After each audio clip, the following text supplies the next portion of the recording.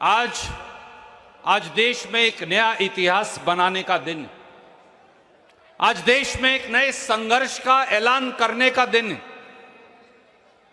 आज देश में एक नया बिगुल बजाने का दिन।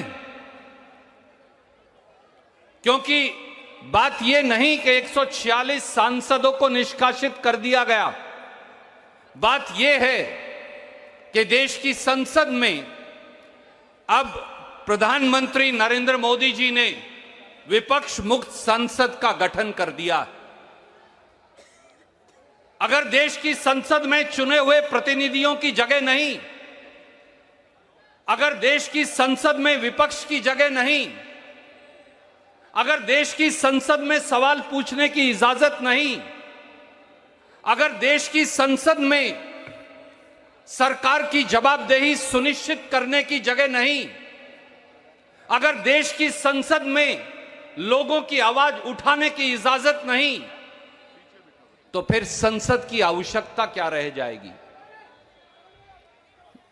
आज जो भारतीय जनता पार्टी की सरकार है, साथियों, उसने देश की संसद के पर एक हमला बोल रखा है। अगर मैं ये कहूंगा तो शायद सही होगा।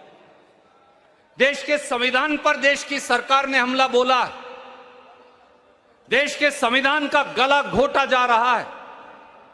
आज भारत का प्रजातंत्र खतरे में है। आज संसदीय मर्यादाओं को बुलडोजर के नीचे कुचला जा रहा है। बोलने की आजादी को रोंदा जा। भारतीय राष्ट्रीय कांग्रेस और इंडिया गठबंधन के साथी चुप नहीं रहेंगे। हम आखिरी सांस तक लड़ेंगे। 140 करोड़ देशवासियों के लिए लड़ेंगे, संसद के लिए लड़ेंगे, संसदीय मर्यादाओं के लिए लड़ेंगे। देश की संसद पर हमला हो जाए, देश की संसद के अंदर लोग घुस जाएं। वो तो नौजवान थे जिन्होंने एक रंग का बम चलाया। हमें गैस होती या कुछ और होता तो आज भारतवर्ष की क्या हालत होती।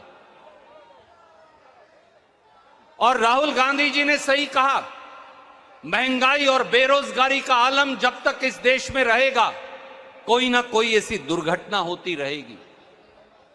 आज इंडिया अलायंस के सारे साथी इकट्ठे, ये एक सुखद संदेश है 140 करोड़ भारतीयों के लिए।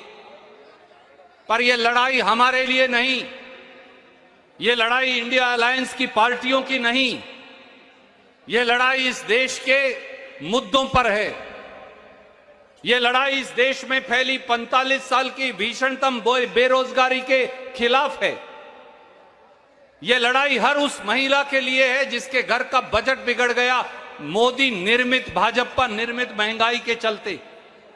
ये लड़ाई आर्थिक विषमता के खिलाफ है, जहां मुट्ठी भर लोगों के पास देश की 60% संपत्ति है और 82 करोड़ लोग 2 जून की रोटी के लिए तरस रहे हैं।